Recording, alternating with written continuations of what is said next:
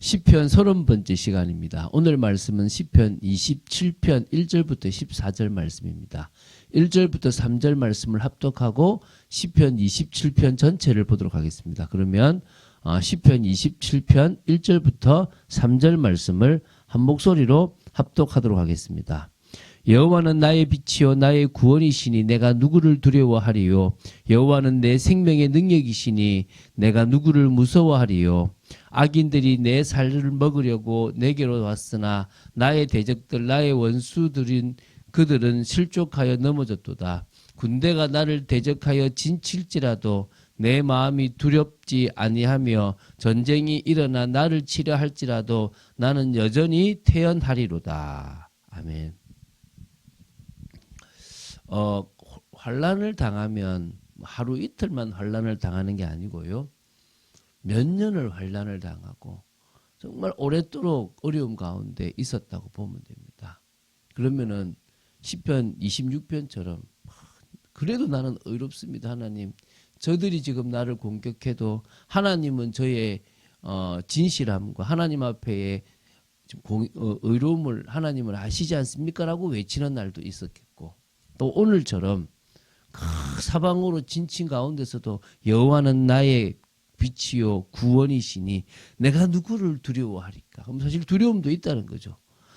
여호와는 내 생명의 능력이시니 내가 누구를 무서워하리까? 나는 두려움도 무서움도 오늘 주님께 내려놓습니다. 라고 또 고백하는 날도 있었다는 거겠죠. 어떤 의미에서요. 매일매일이 너무나 두렵고 힘들지만 그것을 다른 방식이 아니라 세상 방식이 아니라 하나님을 바라보는 방식으로 이겼던 다윗이 진정한 신앙인이고 진정한 승리자라고 봅니다. 오늘 그 다윗에 대해서 또 한번 보는 시간 되기 바랍니다. 시편 27편은요.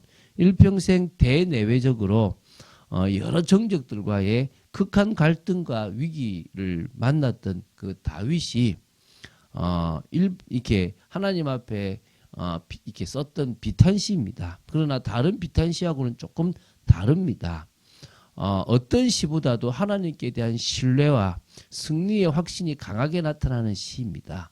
그리고 대부분의 비탄시들은 자기의 그런 직면한 고통에 대해서 호소하는 그런 간구, 다시 구원해달라는 간구가 이렇게 있고요. 그리고 나서 뭡니까?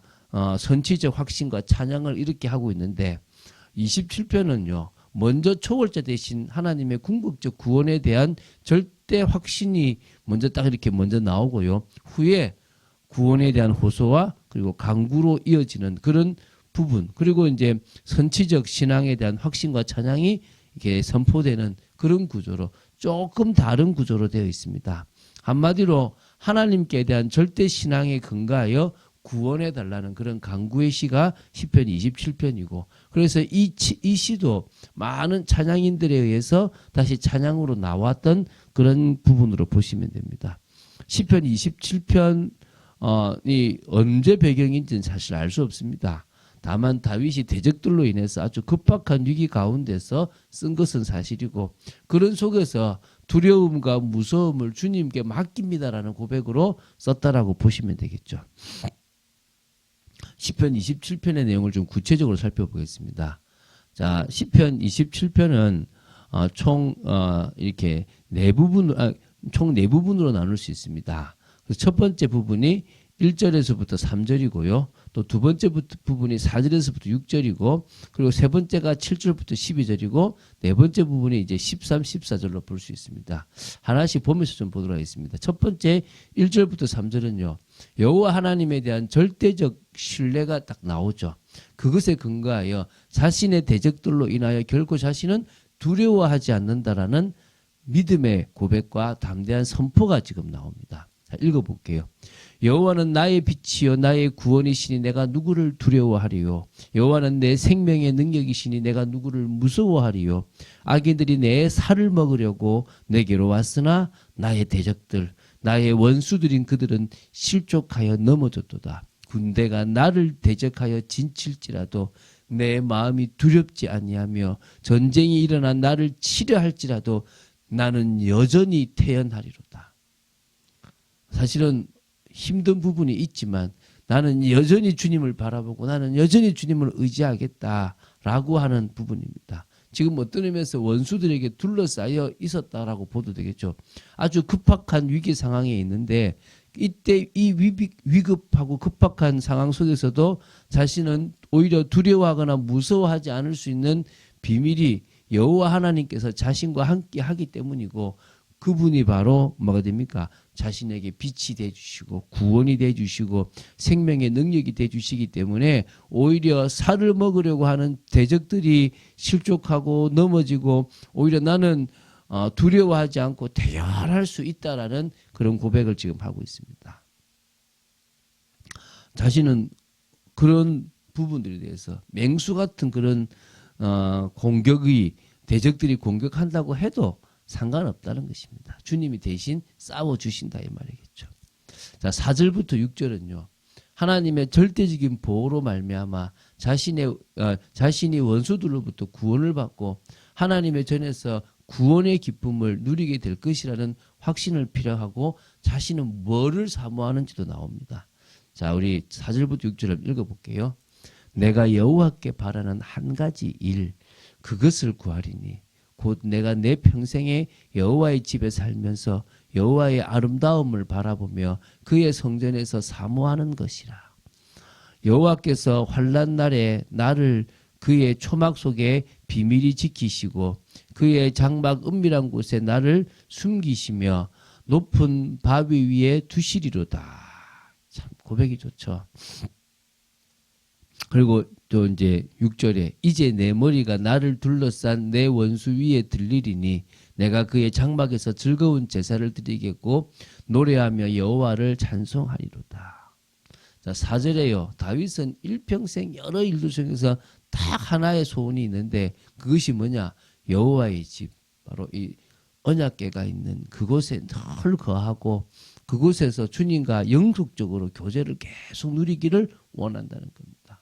하나님의 자녀로서 하나님의 백성으로서 하나님의 집에 머물며 하나님과 영속적으로 계속 이어지는 교제를 계속 누리는 이게 이 다윗에게는 진정한 소원이고 바람이었다는 것입니다.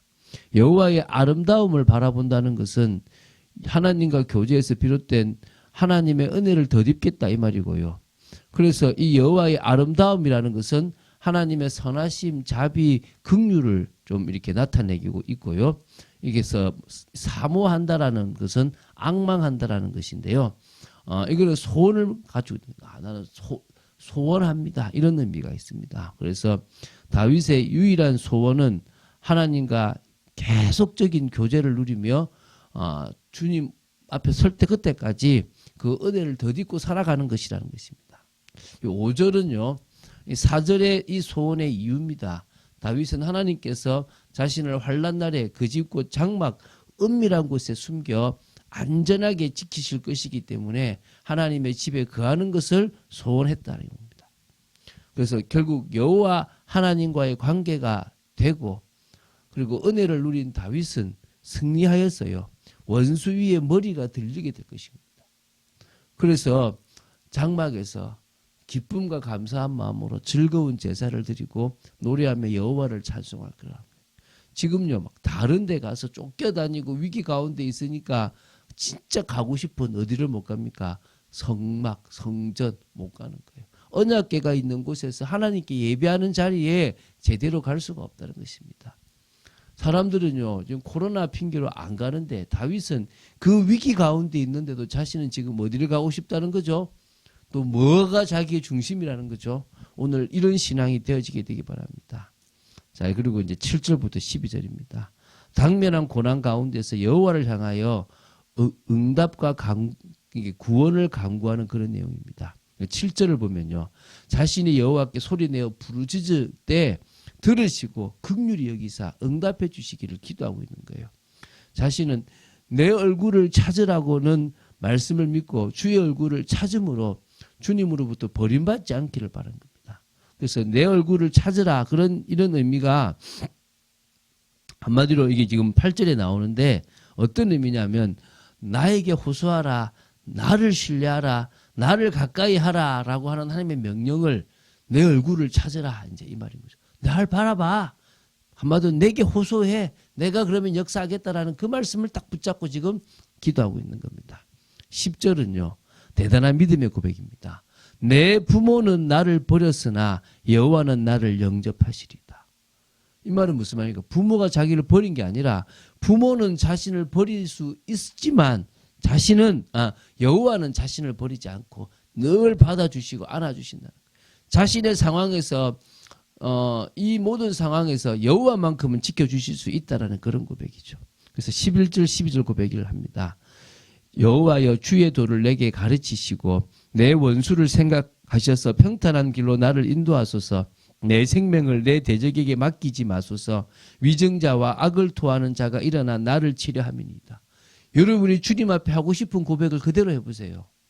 지금 상황을 말씀하십시오. 여러분이 어떤 상황, 과거의 상황 때문에 하나님 앞에 제대로 기도를 못하는지 모르지만 하나님께는 그렇게 해도 됩니다. 하나님은 여러분의 기도를 들으시는 분이고 여러분이 진실되게 나와 고백하기를 원하시는 겁니다. 자, 13, 14절을 끝으로 맺겠는데요. 모든 것을 여호와께 의탁한 후에 선취적 신앙으로 구원을 확신하고 고백하며 회중을 향하여 또 자신을 향하여 여호와를 사모할 것을 촉구하고 있습니다.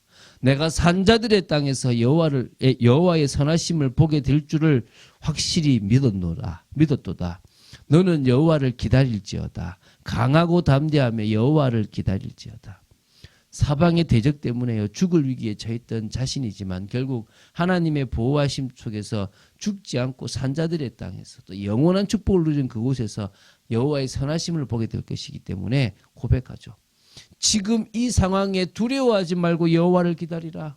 지금 이 상황에 불신앙하지 말고 여호와를 기다리라. 강하고 담대하게 여호와의 응답과 역사를 기다리라. 여러분, 기다리는 여러분 되시기 바랍니다. 그게 믿음이에요. 지금 막 뭔가를 해야 될 그 상황 속에서 기다리라. 여러분, 기다릴 수 있는 여러분 되시고 오히려 여호와를 바라보며 기다릴 수 있는 여러분 되시기 바랍니다. 그게요, 세상과 구별된 삶이에요. 그게 자식들에게 가정에 보여야 될 삶입니다. 그런 축복의 삶이 되어지기를 주 예수 그리스도 이름으로 축원드립니다. 주는 그리스도시요 살아계신 하나님의 아들이심을 고백합니다. 시편의 말씀을 더 깊이 묵상할 수 있게 하심을 감사합니다. 기다립니다. 개인의 응답을 두고 기다립니다. 교회의 응답을 두고 기다립니다. 하나님이 언약을 성취하실 그때까지 모든 것들을 이기며 기다립니다. 저희들을 지켜주시옵소서. 오늘도 기다리며 믿음으로 나아갑니다. 주 예수 그리스도 이름으로 기도드립니다. 아멘.